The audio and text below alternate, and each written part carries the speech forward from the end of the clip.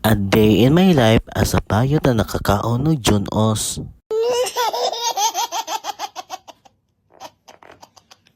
So ayan mga tao na napod ang bayot, naka-shade siya kay moadto na pud siya og barangay.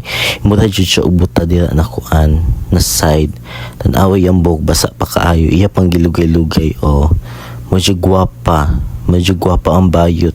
Maubiyag si Shamsi Ugnaw. Diyos ko Juza. Kay nagdali-dali man ang bayot ni sakay na lang siya kay Rockers together with mga apo ni Rockers. O padulong ni siya barangay ana na side. O single motor lang sa siya ang bayot karon kay para makamura-mura siya. O tanawa. O ang bayot o ni sakay na kay Rockers. Together with mga tating. The tating of Rockers. Ayan, nauntol ang bayot.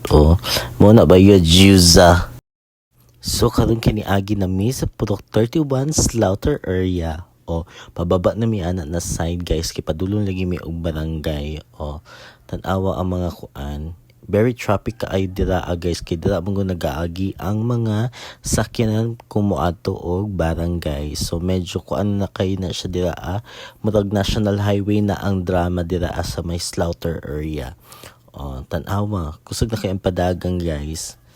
Makita ninyo dira na hapit na kay mi padulong na mi veterans na nami sa Tulay Nation.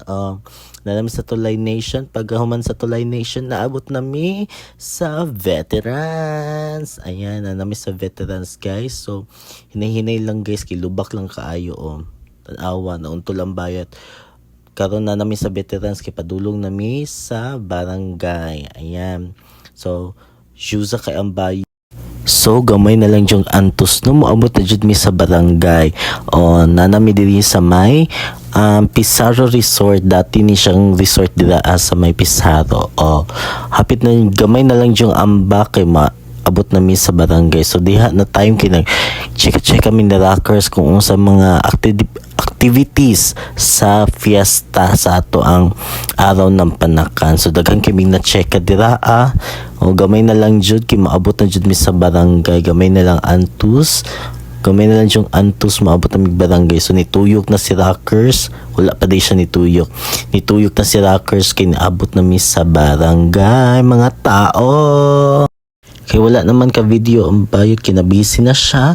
So magpasalamat kami sa Sangguniang Kabataan of Barangay Panakan sa paghatag og kit para sa basketball og volleyball. Dako kay ning tabang sa ato ang mga kabataan o nandiri sa relocation kay dagang kay tag mga players og athletes diri sa relocation. So again, magpasalamat mi sa Sangguniang Kabataan of Barangay Panakan spearheaded by SK Chairperson Jessica Rosalita og sa iyang mga SK Kagawa. Dagang kayong salamat og God bless sa inyong tanan. Thank you for watching. Bye bye.